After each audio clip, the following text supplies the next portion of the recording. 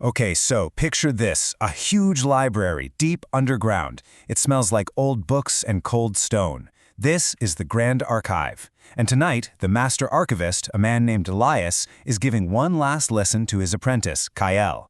This is a big night for Kyle. Tomorrow, he becomes a high court magistrate. But this lesson, it isn't about law.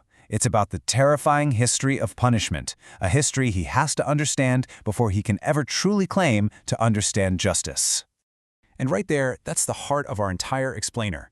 Elias's point is that before you can wield power, you first have to understand its darkest reflection. So we're not just going to look at a list of horrible things people did to each other. No, this is a deep dive, a philosophical education on that razor-thin line between justice and its brutal, sadistic cousin, vengeance. Elias pulls out this massive, iron-bound book. He calls it the Darkest Ledger. He tells Kale that they're about to journey through the most brutal punishments ever invented. And they're not just ranked on physical pain. Oh no.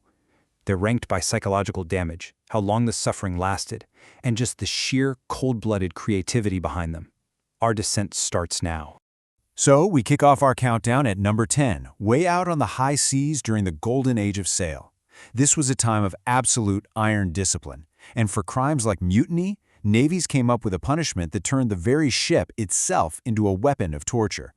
The real horror here is in the mechanics. Now, you might think drowning was the main danger, but that wasn't it. The real weapon was the ship's hull, because it was covered in millions of razor-sharp barnacles. So when they dragged the weighted victim underneath, the hull acted like a giant cheese grater, literally shredding them alive. And to top it off, the salt water would just sear into every single one of those wounds. It was a terrifyingly efficient way to turn your own ship into a torture device. All right. Let's move from the open ocean into the dark, claustrophobic dungeons of the 16th century Spanish Inquisition. Here, in their quest for spiritual purity, they came up with a punishment that was all about agonizing patience. The twisted genius, and I use that word very carefully, of the Judas cradle was that it used the victim's own body against them. They were suspended over this sharp pyramid, and the only way to relieve the awful pressure was to use their own muscles to hold themselves up. But of course, eventually, exhaustion just takes over. You slip and gravity becomes the torturer, driving that point deeper. Death didn't come from the initial injury, but from the slow, burning infection that set in days later. For number 8, we're heading north to the icy fjords of Scandinavia, back to the age of the Vikings. Their sagas tell of this terrifying ritual they saved for their most hated enemies, a punishment that became the stuff of absolute legend. And yeah, this is just as gruesome as it sounds. After carving the shape of an eagle on the victim's back, the executioner would literally sever the ribs from the spine and pull the lungs out through the opening. And as the victim took their last gasps, their lungs would flutter, resembling wings. But here's the final psychological twist. Viking lore said you had to stay completely silent through the whole ordeal if you wanted to get into Valhalla. Just unspeakable agony endured in total silence. Our next one comes from the public squares of the Middle Ages. See, this wasn't some punishment hidden away in a dungeon. It was a public show, a spectacle designed to terrify everyone who watched. It's called the breaking wheel. The goal here was pretty simple, the complete and utter obliteration of the human form, all while keeping the person alive for as long as possible. An executioner would systematically shatter every limb, one snap at a time. Then, the broken, jelly-like body was woven through the spokes of the wheel, which was then hoisted up on a pole for the whole town to see. The victim was just left there to die, slowly, over days, from shock, dehydration, or from being literally picked apart by birds. Okay, for number 6, we're traveling even further back in time, to the powerful Neo-Assyrian Empire. They perfected a punishment so visceral, its main purpose wasn't just death, but to become a literal physical warning sign. The act of flaying someone alive. Now, the really crucial thing to understand here is the precision. The goal was to remove the skin while carefully avoiding major arteries, just to prolong the victim's life. And why? Because without skin, your entire body is just one giant exposed nerve. Every single breeze, every speck of dust causes this blinding white-hot pain.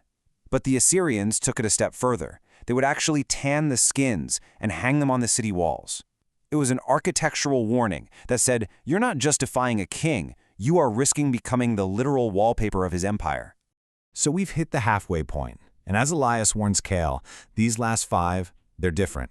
They're not just about causing pain to a body anymore. They are about warping the mind and turning the fundamental forces of nature, things like gravity, biology, even sound, into instruments of torture. This is where things get truly diabolical.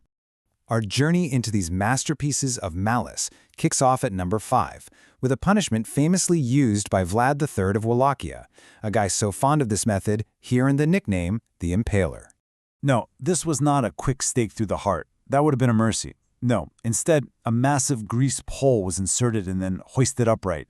And then gravity did the rest. A skilled executioner knew just how to angle the stake to bypass the vital organs, so as the victim's own weight slowly pulled them down, they could stay alive for days, suspended in the air. Vlad famously created a forest of the impaled with 20,000 prisoners, a sight so horrifying it actually caused an invading army to just turn around and go home. Number 4 is an image so famous that most of us probably don't even think about its savage reality anymore. We are talking about crucifixion, the signature punishment of the Roman Empire. And this really illustrates the misconception perfectly. See, death on a cross wasn't really from the nails. I mean, they caused excruciating nerve pain for sure, but they weren't what killed you. The real killer was asphyxiation, or suffocation. In order to exhale, the victim had to push their entire body weight up on their nailed feet, scraping their torn back against the rough wood of the cross. It was this gruesome dance. Push up to breathe, collapse in agony, and then start to suffocate all over again, for hours or sometimes even days.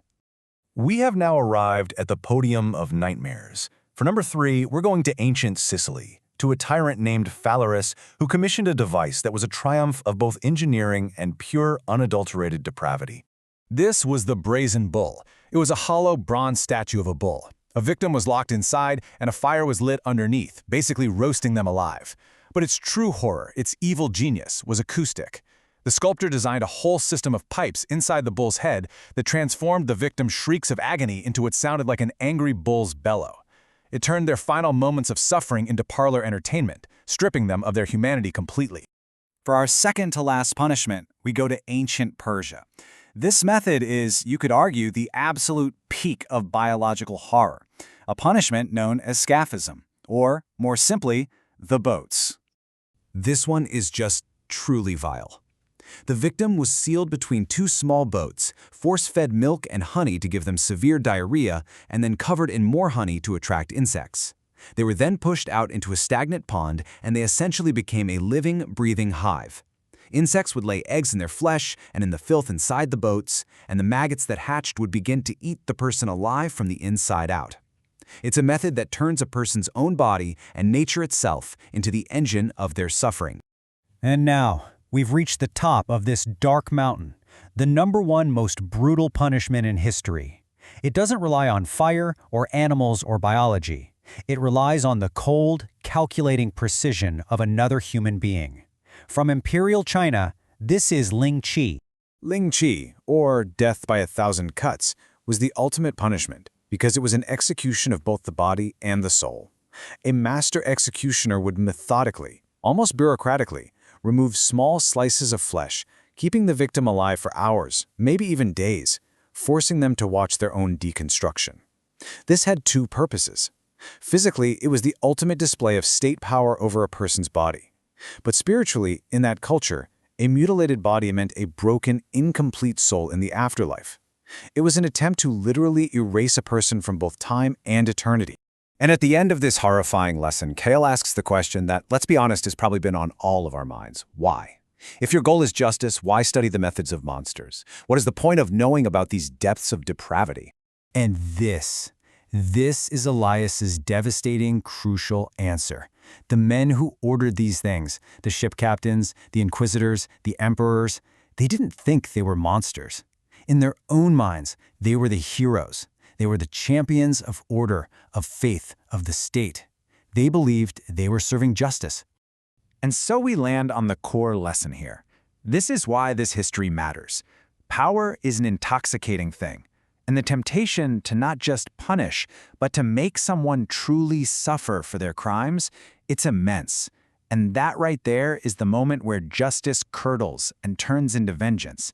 It's a path that starts the second we forget the humanity of the person being condemned. So the final lesson that Elias leaves us with is this question.